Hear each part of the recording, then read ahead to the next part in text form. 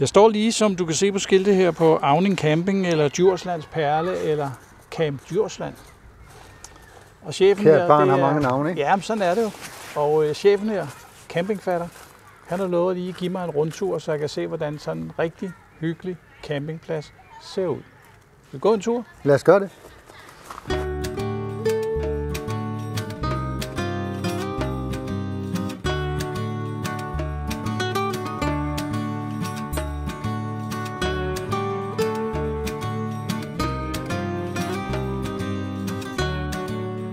Det er reception, butik og information samlet i et. Ja. Det er privaten. Det er privaten. Har vi valgt at lave i direkte tilknytning til butikker og info. Så er der ikke langt til arbejde. Præcis. Vi ligger jo som base lige midt imellem alt, hvad Djursland har, fra fed natur til Nordens bedste sommerland, ikke? Altså 10 minutter herfra. Ja. Så vi har valgt den vej omkring, så får vi jo sådan været basen om folk, der kommer til og fra på 1, 2, 3 overnatninger. Okay. I år kan vi se, at ekstremt meget af vores udlejning, det er flået væk allerede. Også sådan noget som masser af vores teltvogne, som vi plejer henover. Er det teltvogne, som det er teltvogne. Ja. Faktisk det, som vi i Danmark kender som kombikamp og kamplet. Ja. Der er de her sådan Targo fra Holland. Som man sover hævet fra jorden. 2 senge slået ud til begge sider, 3/4 senge i. Ja.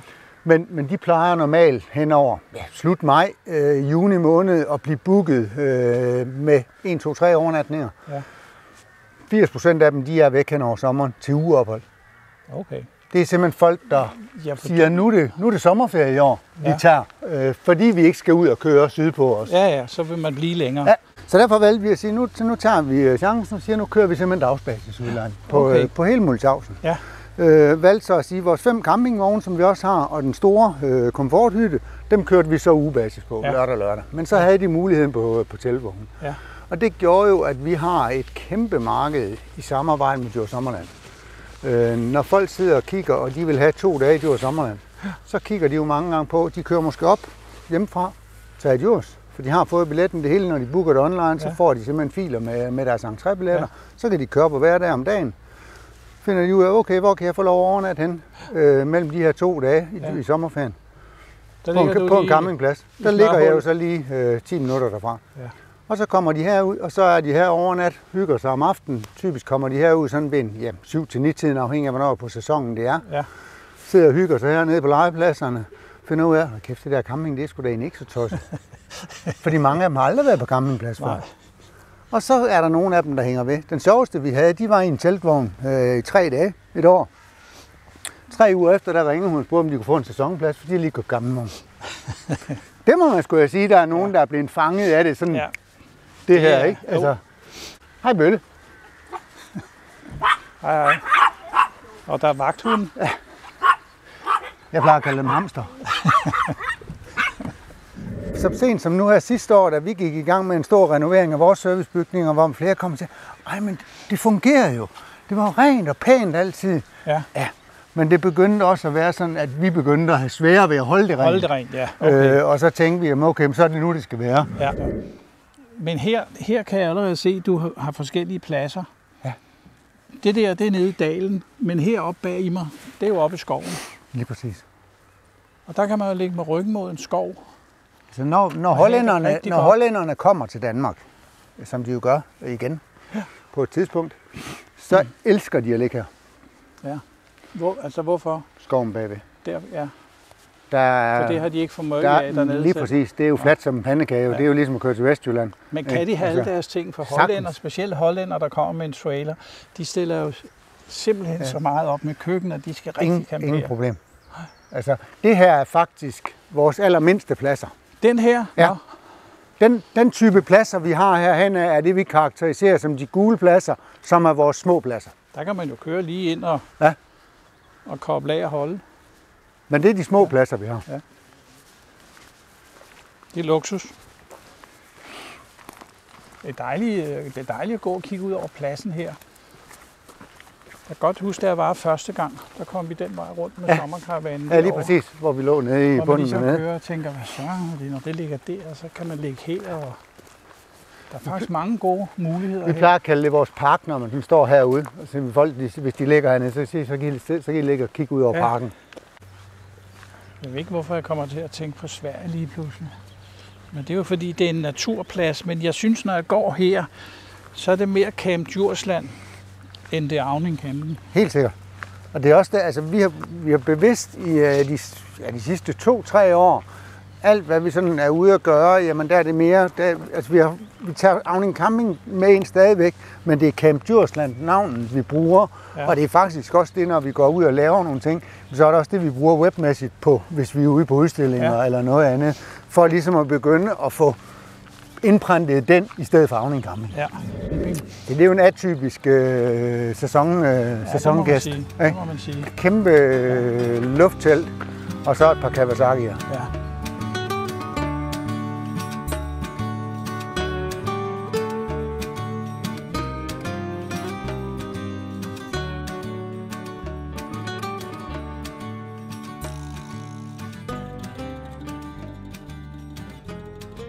Det er meget sjovt, man kan huske det. Hej. Hej. Jeg kan godt kende dig. Nå, man kan aldrig få fred og ro, hva'? Okay. Det er helt i orden. Jeg synes også, det var en dejlig vogn, der holdt der. Det er nemlig, det er god. Det er lige til at holde ud. Ja. Hej. Ellers så er det jo, altså det som... Så har vi skoven igen, deroppe. Ja, hvordan det simpelthen bare rejser sig deroppe bagved. Og den der... Jeg kan mange gange blive taget i, nu går vi herinde, og der er jo faktisk sådan super lækker vejr, selvom der egentlig er lidt overskyet og måske ikke er varmt. Men jeg kan sådan, nogle gange skal jeg så ned i byen, så går jeg op, så tager jeg min bil, og tænker, jeg behøver ikke tage noget tøj på. Nej. Og så stiger jeg ud af bilen 800 meter hernede, og så blæser det helt vildt. Så tænker, hvor fanden kom det lige fra? Men det er fordi, man er vant til at gå herinde i det her, den her tidslomme. Du ligger ligesom nede i en kedel eller et eller andet, ikke? Ja, altså. Det er jo sådan. Så det er en af de ting, flere og flere, også ud over det der med, at der skal være rent og pænt på tingene. Ja. Jamen det her med, at folk nyder det. Vi har rigtig mange, der kommer tilbage år efter år. Ja. Og det er det der med, at man kommer op, hvor der er ro, der er sjæl, der er nærvær, der er natur og naturligt. Ja, det er det er de kendetegn, som folk har til os heroppe. Ja. Og så ved de lige præcis, jamen vi er som vi er. Der er sgu ikke noget, det er no filter, ligesom når vi tager billeder. Ikke? Jeg siger jo, det vigtigste mange gange, det er jo lejrchefen, i det her tilfælde campingfatter. Altså, hvis man kan tale med folk, og folk kan tale med en, så er der kontakt. De vil altid kunne få fat i det, og pladsen er ikke større, end man kan overskue. Nej. Man vil jo ikke være bange for at have børn her, og sige, du følger bare vejen rundt, skal nok rende ind i os på et tidspunkt. Lige præcis. Og det er jo faktisk et af de tiltag, vi lavede et år, det var for år tilbage, der lukkede vi den indkørselsvej, vi havde her. Ja. Simpelthen også for at give den der ro, vi har jo, hvis man kigger på sådan pladsens størrelse, så er vi mega område egentlig til lege hyggefaciliteter. Ja, det er det faktisk, ja. Men det er igen med det der for at lave noget, der sådan falder naturligt ind i vores natur. Ja, og så det der med, at børnene, jamen, de kan rende til og fra, og de ved, at mor og far har sagt, hvor er det eneste sted, I render ikke ud på den anden side på dem. Nej. Men herinde kan de jo tulle rundt, som de har lyst til. Nå, det vil jeg da også sige. Jeg kan huske, at børnene var små, kørte man ud og holdt et sted. Var der en legeplads, man kunne holde i nærheden. Her ville det være fint at sige, at man kan sætte sig over med en kop kaffe, de kan tumle rundt der, de kan være der. Og lidt senere lægger man dem i seng, så sætter man sig derhen i fred og ro. Det er jo faktisk det, man jo også kan. Nu har vi så ikke lige taget bannerne af endnu, men ellers de her fine. Det her, det er jo sådan, der ser ud normalvis derinde. Nå ja, når vi ser billederne. Ja, når man ser billedet. Det er jo som terrassen normalvis ser ud, hvis de er også uden bannerne på. Jeg har lavet lidt om, siden de billeder blev taget derinde. Men det viser, hvordan? Det viser, hvordan der kan se ud derinde, og det, der er ved mange gange i det er jo, at når de bliver taget af, så sidder mor og far også. Du kan kigge ud. Du kan faktisk kigge ud, selvom du er derinde nu. Men når der er åbent, så er børnene, så render de jo bare frem og tilbage. Så kan du stadigvæk sidde herinde og hygge dig. Ja. Eller ude på de her. Nu har vi lige fået en høvfuld nybordbænke smidt op. Er det dem her? Ja. Ja, der er sgu hele tiden noget, Corona-venlig. Der er meget, men... Der er masser, der kan sidde 4 mennesker med god afstand. Bare hyggeligt står der. Ja. Det er hjertet i, og vi vil jo alle sammen, det vi kan jo bare se på, når caféer og sådan noget ikke er lukket af restriktionsårsager og andre, så ønsker vi jo alle sammen som mennesker at sidde og kigge på livet, der bare kører forbi. Og det kan man her. Ja. Altså, men det er baseret på drinks, kaffe, is, sodavand, øl. vin. Ikke en 3-retters menu? Nej, vi laver slet ikke mad. Okay, så det er hygge? Vi har simpelthen valgt at sige, at vi har 5 gode samarbejdspartnere inden for mellem 800 til 1000 meter, som laver alt forskelligt mad. Fra grillbar til det dansk-fransk inspirerede krogkøkken. Ja. Og dem samarbejder vi med i stedet for. Så kan folk bestille. Nogle bestiller, så sidder de og spiser heroppe. Ja. Vi har også en stor grill, hvor vi har store gasgrill stående herude, som de så kan bestille. Ja. I stedet for, at de selv skal til at starte noget op, så giver de 35 kroner. Ja. Så kommer de, når de vil have den til et eller andet klokkeslæt, klar, griller deres mad, går fra, gør vi den ren igen bagefter.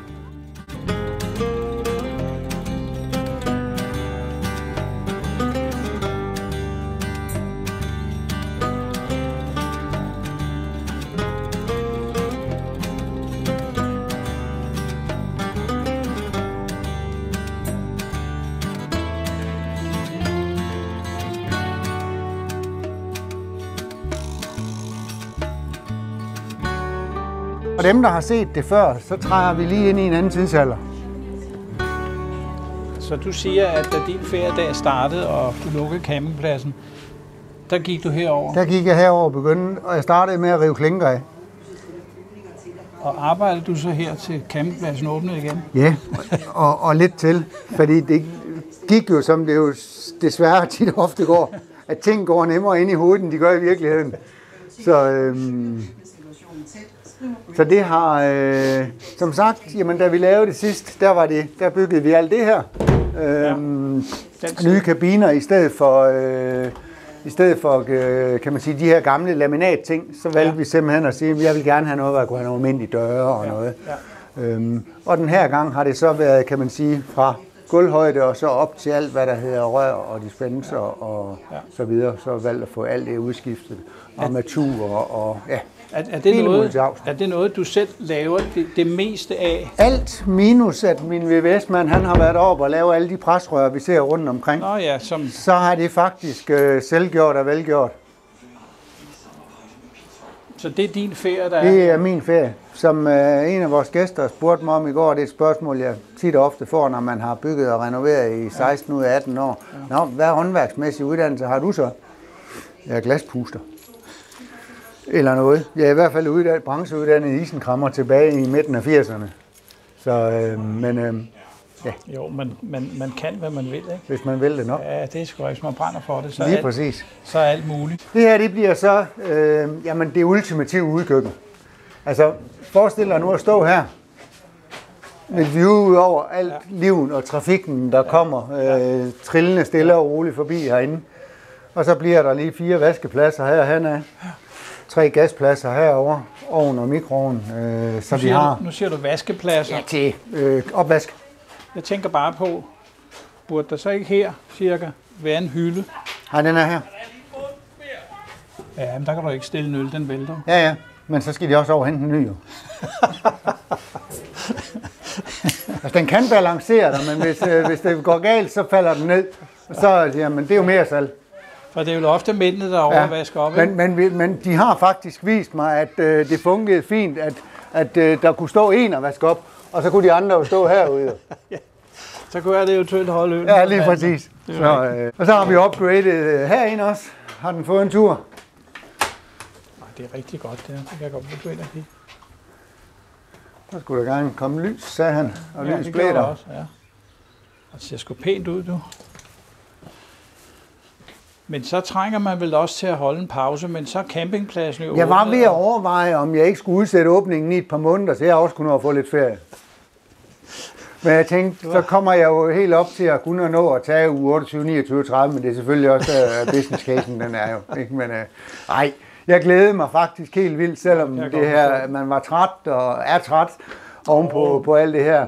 Men glædede mig helt vildt, da de sidste dage op til åbningen begyndte at tænke, både det der med at få nogle folk ud, der vi vidste, der glædede sig til at komme herud, både nye som genganger af faste.